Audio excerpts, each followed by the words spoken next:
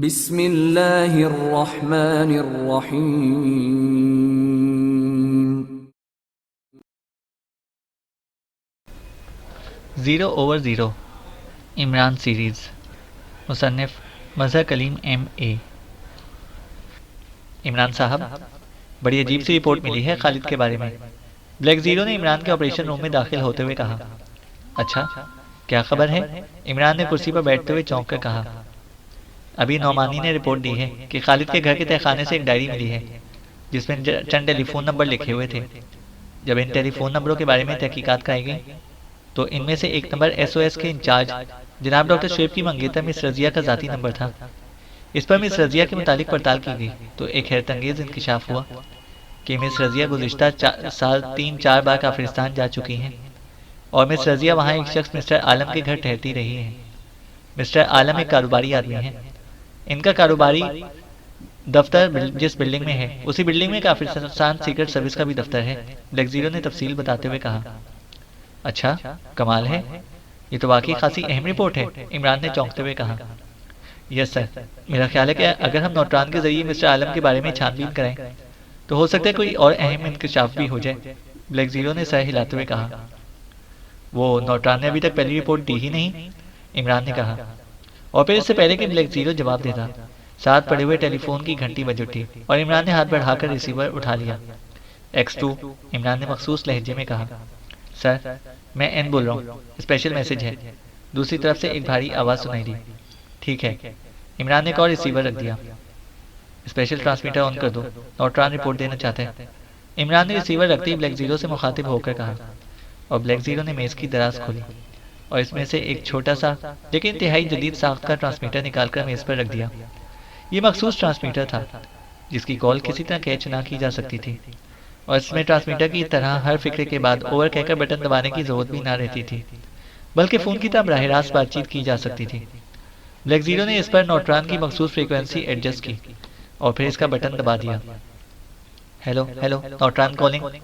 Button दबते ही नौटरान की आवाज़ ट्रांसमीटर के स्पीकर से उभरी। इस बार वो अपने असल लहजे में बोल रहा था। यस X2, इमरान ने हाथ उठाकर ब्लैक ज़ीरो को खामोश रहने का इशारा करते हुए कहा। सर, आपके हुक्म पर मैंने कबीर सिंह से मालूमात हासिल करने के लिए फैसल जान की ड्यूटी लगाई थी। फैसल जान ने कबीर सिंह से मालूम कर लिया कि उसे कंप्यूटर साइंस के मारूफ साइंसदान डॉक्टर सतीश ने ब्रीफ किया था। इसकी इस इत्तला पर मैंने डॉक्टर सतीश के बारे में भागदौड़ करना शुरू कर दी ताकि मालूम किया जा सके कि डॉक्टर सतीश किस प्रोजेक्ट पर काम कर रहे हैं। आज इस सिलसिले में एक अहम तरीन रिपोर्ट मिली है, नौटरान ने कहा। क्या रिपोर्ट है? इमरान ने खुश्क लहजे में पूछा। सर, डॉक्टर सतीश डॉक्टर ताल के साथ मिलकर किसी खुफिया प्रोजेक्ट पर काम कर रहे हैं और सर, इससे पहले कि काफिरिस्तान के military operation centre MM centre में अचानक शदीद गड़बड़ हुई है। वहाँ कंप्यूटर से मास्टर डिस्ट्रक्शन का क्वेश्चन दे दिया था। इसके बाद ही डॉक्टर ताल और डॉक्टर सतीश ने काम शुरू किया। हालांकि इससे कबल वो दोनों अलग-अलग सेंटर्स में अलग-अलग डिपार्टमेंट में काम करते रहे हैं और सब जानते थे कि इन दोनों के दरमियान इख्तलाफात रहे हैं। इस रिपोर्ट पर सर, मैंने अपनी तफ्तीश का दायरा मजीद वसी कर दिया तो सर पता चला कि काफिरिस्तान के वज़ीर आज़म ने सदर मुमलिकत से डॉक्टर सतीश के लिए काफिरिस्तान के सबसे बड़े एजाज महावीर चक्र की भी सिफारिश की है, नौटरान ने जवाब दिया। गुड रिपोर्ट नौटरान, तुमने वाकई काम किया है। इसका मतलब है कि डॉक्टर सतीश वाकई किसी ऐसे प्रोजेक्ट पर कामयाब हो गया है जो काफिरिस्तान के लिए इंतहाई अहम है, इमरान ने सर हिलाते हुए कहा। थैंक यू सर, इसीलिए सर रिपोर्ट देने में कुछ वक्त लग गया, लेकिन सर मैंने सोचा कि यह मामला अहम है इसलिए इसकी मुकम्मल तफ्तीश करके रिपोर्ट दी जाए, नौटरान ने जवाब दिया। अच्छा, क्या तुम्हें मालूम हुआ है कि डॉक्टर सतीश और डॉक्टर ताल किस जगह पर काम कर रहे हैं और इनका प्रोजेक्ट क्या है? इमरान ने नरम लहजे में कहा। नहीं सर, मैंने कोशिश तो की है लेकिन ये मालूम नहीं हो सका। वैसे अगर आप हुक्म फरमाएं तो इस बारे में कोशिश की जाए। हाँ, तुम इब्तिदाई मालूमात हासिल करने की कोशिश करो। हो सकता है मुझे इमरान की क़यादत में टीम भेजनी पड़े। और सुनो, जिस इमारत में शागिल का दफ्तर है वहीं एक शख्स आलम का दफ्तर है। इसके मुतालिक भी मुझे रिपोर्ट चाहिए। जल्द अज जल्द रिपोर्ट करो। हो सकता है कोई इंतहाई अहम मसला हो और हम इब्तिदाई तैयारियों में ही रह जाएं। गुड बाय, इमरान ने कहा और इसके साथ ही इसने हाथ बढ़ाकर ट्रांसमीटर ऑफ कर दिया। क्या चक्कर चल सकता है इमरान साहब? ब्लैक ज़ीरो ने ट्रांसमीटर वापस मेज़ की दराज में रखते हुए पूछा। मेरा ख्याल है कि हमारे SOC में कोई गड़बड़ करने की कोशिश की जा रही है। लेकिन क्या गड़बड़ हो सकती है? ये बात में ही समझ में नहीं आ रही, इमरान ने सोचने वाले अंदाज में कहा। यही गड़बड़ हो सकती है कि वो सेंटर की मशीनरी को नुकसान पहुंचाकर इसकी कारकर्दगी खराब करने की कोशिश करें।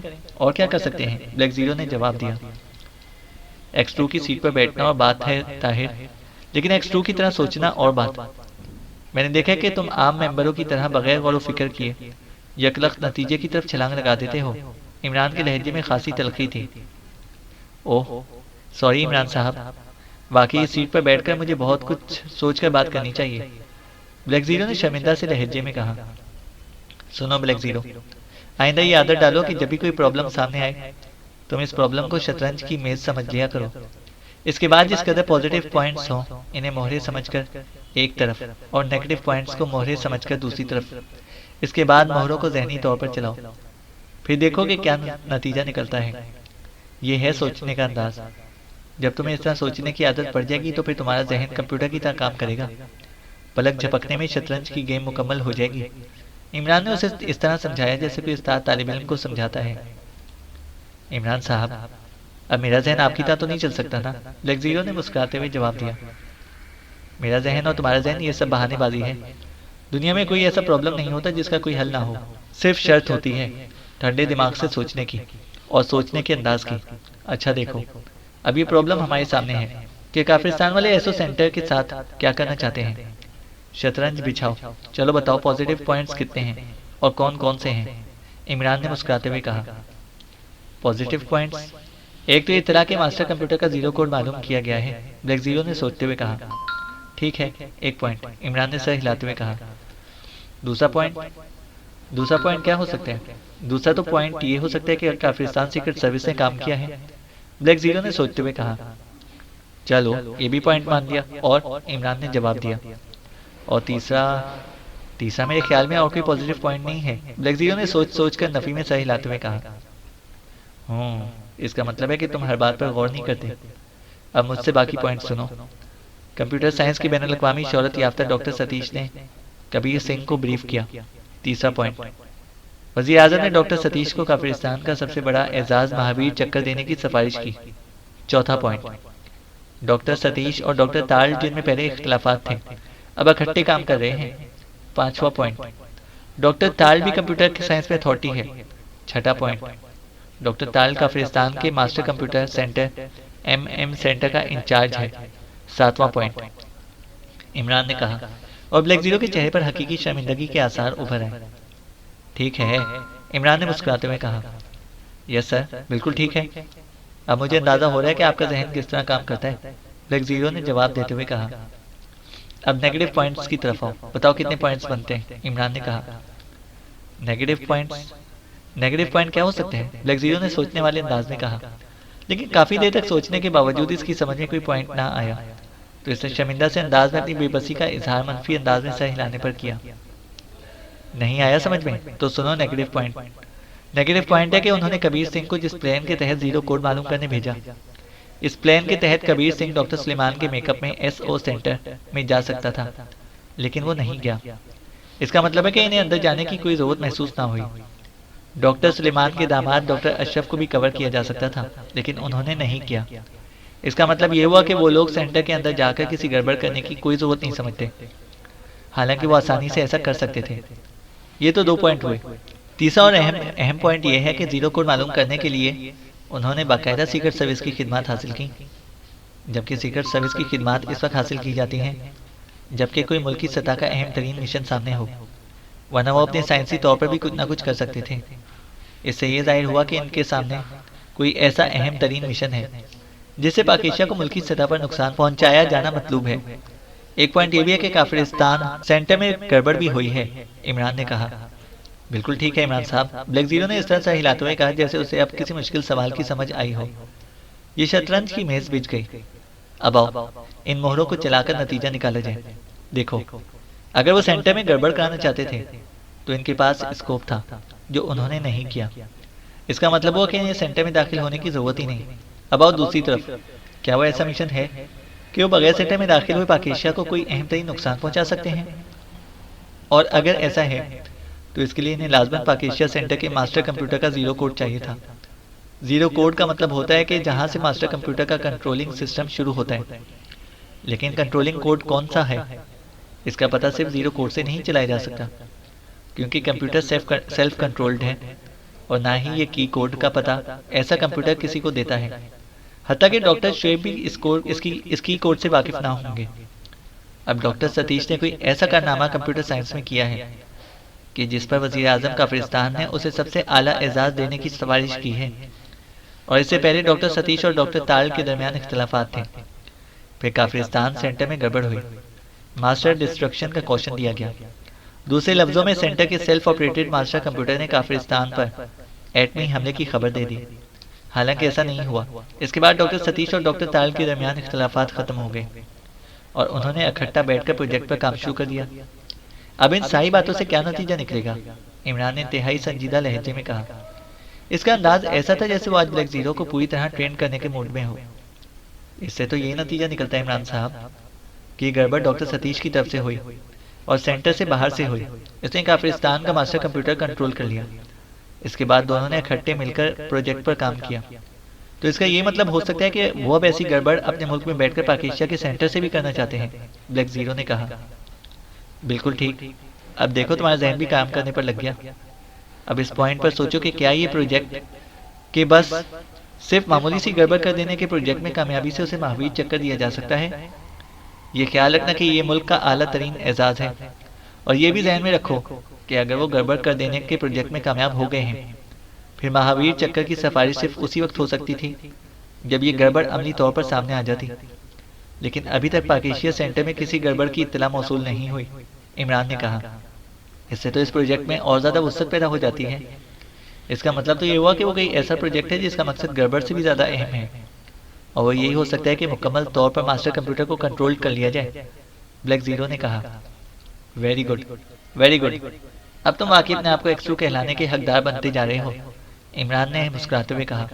और ब्लैक जीरो की आंखों में चमक उभर आई। इसके चेहरे पर मुसरत के रंग दौड़ने लगे। इसका मतलब वाकई यही निकलता है कि इस मामूली सी गड़बड़ को उन्होंने किसी प्रोजेक्ट में बदलने के लिए डॉक्टर सतीश और डॉक्टर ताल के इख्तलाफात खत्म कराए, और फिर दोनों ऐसे प्रोजेक्ट में अहम तरीन कामयाबी हासिल करने में कामयाब हो गए। मतलब है कि उन्होंने कोई ऐसा कंप्यूटर या फॉर्मूला इजाद कर लिया है जिससे वो जब चाहे पाकिस्तान के मास्टर कंप्यूटर को कंट्रोल करके उसे अपनी मर्जी से ऑपरेट कर सकते हैं। और अगर ऐसा हो जाता है तो फिर सोचो कि पाकिस्तान को क्या नुकसान मुतसव्वर हो सकता है, इमरान ने तिहाई संजीदा लहजे में कहा। ओह वाकई इमरान साहब, पाकिस्तान का तमाम तर दिफाई निज़ाम तो रेत का ढेर बन जाएगा। बल्कि ये भी हो सकता है कि इस निज़ाम को उल्टा पाकिस्तान के खिलाफ इस्तेमाल किया जा सके, ब्लैक जीरो ने खौफ से आंखें फाड़ते हुए कहा। ये है असल पॉइंट। अब तुमने गेम जीत ली। अब देखोगे क्या नतीजा निकला, और तुमने बगैर सोचे पहले क्या नतीजा निकाल दिया था, इमरान ने कहा। और ब्लैक जीरो हंस पड़ा। थैंक यू सर, आपने वाकई मुझे सोचने का अहम तरीन फॉर्मूला बताया है, ब्लैक जीरो ने तशक्कुराना अंदाज में कहा। तो फिर यार सिफारिश कर दो आला तरीन एजाज की।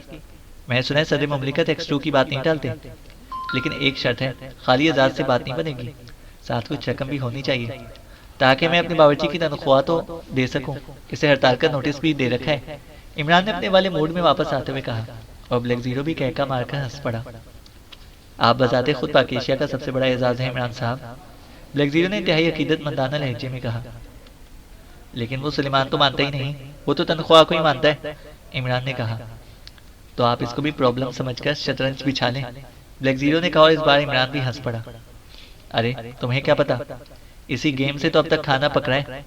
जब मैं इस गेम में हार गया तब से फाके शुरू हो जाएंगे, इमरान ने कहा। और ब्लैक जीरो कहका मारकर हंस पड़ा।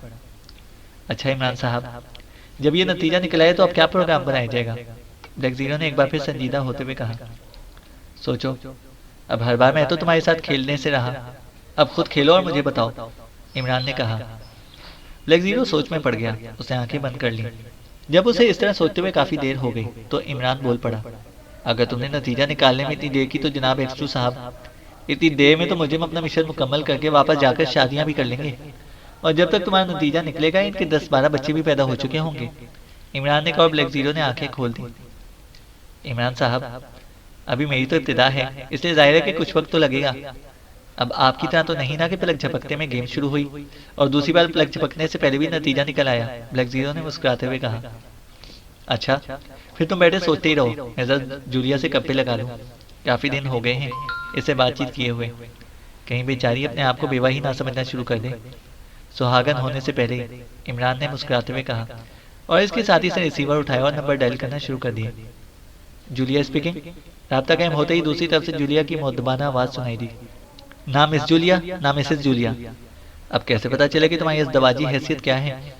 और सुना है आजकल इज़्दवाजी हैसियत के अलहदा नंबर मिलते हैं इंटरव्यू में। अगर मिस है और साथ किसी बड़े आदमी का नाम है तो 10 नंबर, और अगर मिसेज है और साथ मेरे जैसे छोटे आदमी का नाम है आ जाए तो 20 नंबर। इमरान की जबान चल पड़ी।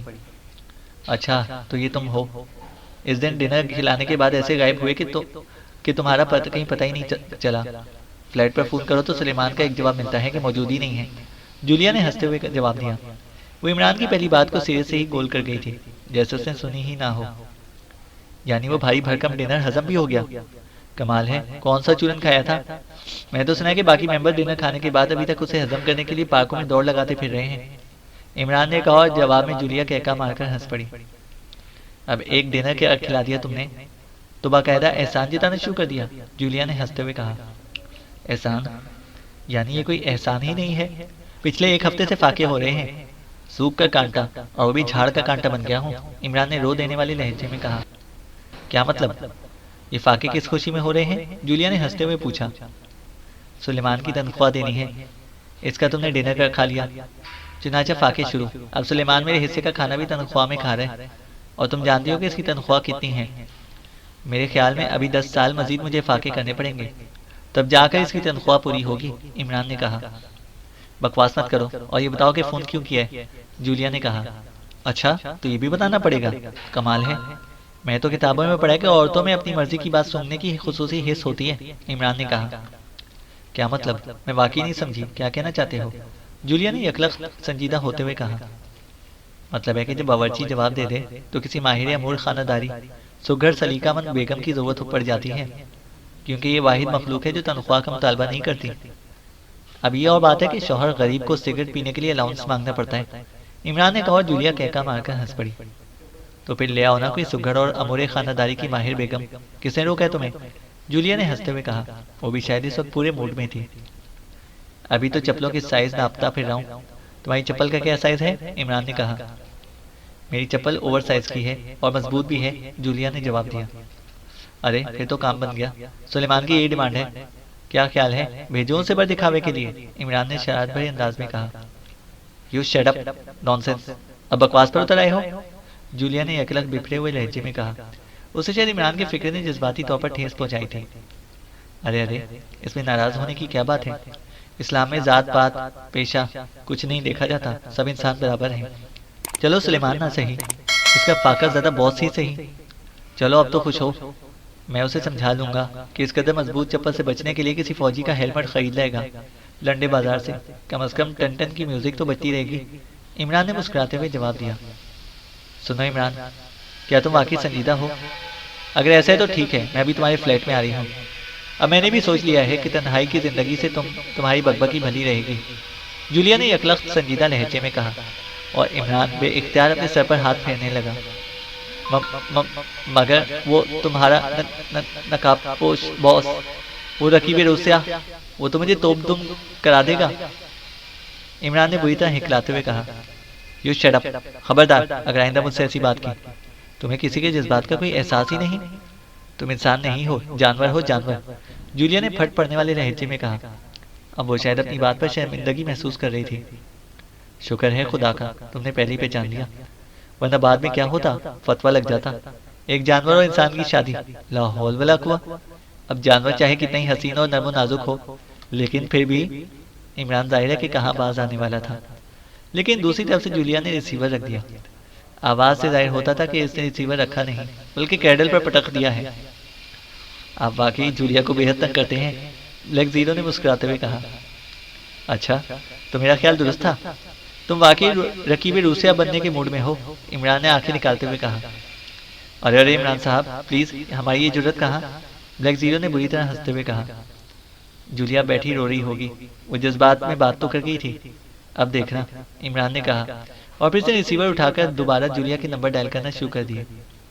खबरदार, जो मुझसे बात की, तुम इंसान नहीं हो, कतई इंसान नहीं हो। दूसरी तरफ से जूलिया ने फट पड़ने वाले लहजे में कहा। इसका लहजा बता रहा था कि वो वाकई रो रही थी। X2, इमरान ने तेज लहजे में कहा। Sir sir sorry sir, sir मैंने समझा कि इमरान है। सॉरी सर, जूलिया इस तरह बौखलाई कि इससे बात ही ना हो पा रही थी। क्या बात है, तुम रो क्यों रही थी? इमरान ने इंतहाई सर्द लहजे में कहा। सर वो इमरान तंग करता है सर, वो। जूलिया और ज्यादा बौखला गई। देखो जूलिया, तुम सीक्रेट सर्विस की नंबर 2 बॉस हो।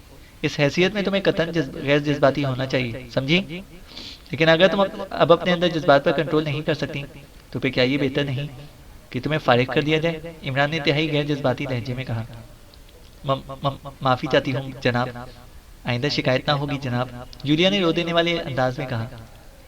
वो अब कोशिश कर रही थी कि अपने लहजे को गैर जज्बाती बना ले, लेकिन जाहिर है वो अब इमरान जैसी सलाहियत तो ना रखती थी कि यकलख्त बदल जाए। ठीक है, आइंदा ख्याल रखना। बाकी रहा इमरान का मसला, तो मुझे पहले भी तुमने इस सिलसिले में शिकायत की है और अब भी तुम्हारी आवाज़ और लहजा बता रहा है कि उसने तुम्हें फिर तंग किया है। लिहाजा मैंने फैसला किया है कि इमरान को इसकी सज़ा दी जाए। इमरान ने कहा। सज़ा? ओह नहीं सर, उसे सज़ा ना दें, मैं उसे समझा दूंगी सर। जूलिया ने इमरान के साथ लफ्ज़ सज़ा का सुनकर भी घबरा गई और इमरान मुस्कुरा दिया। वो जूलिया के जज्बात को अच्छी तरह जानता था। क्या मतलब, क्या तुम इमरान की हिमायत कर रही हो? इमरान का लहजा और ज्यादा सर्द हो गया। सर वो बस ऐसी बकवास करता है सर, वो दिल का बुरा नहीं है सर, ये मैं जानती हूँ सर।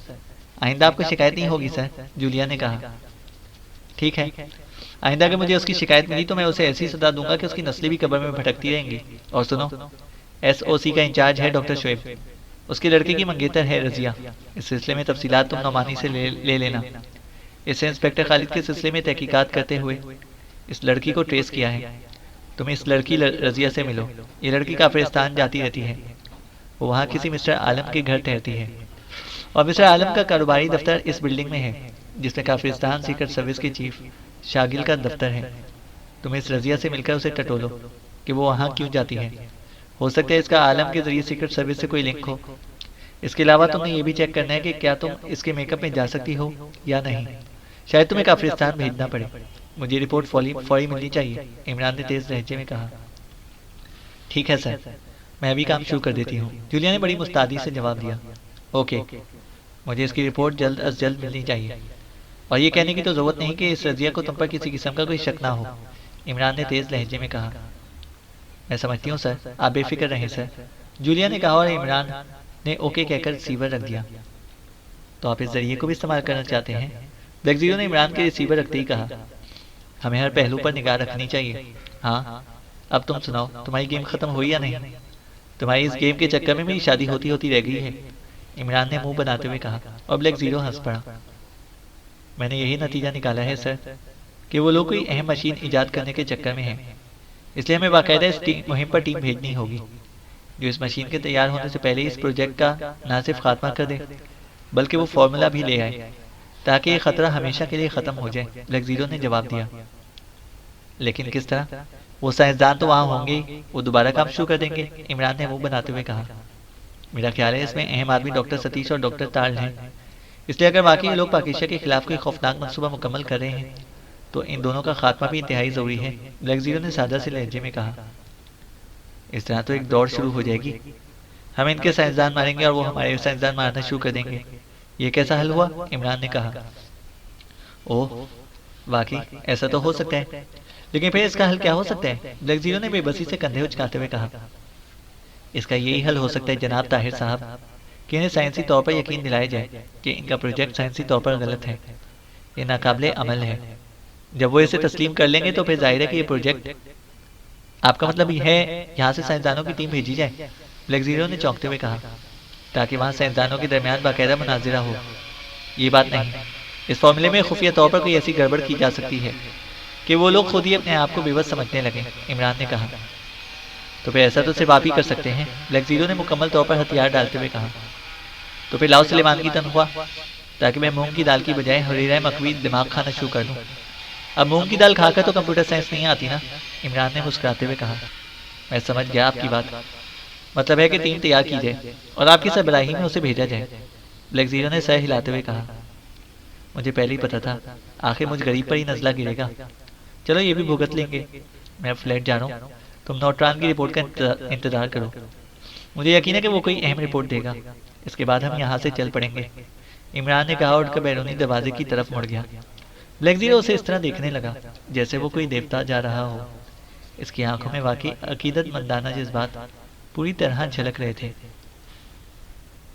चैनल को सब्सक्राइब करें और बेल आइकन को प्रेस करें ताकि हमारी हर अपडेट आपको बर वक्त मिल सके।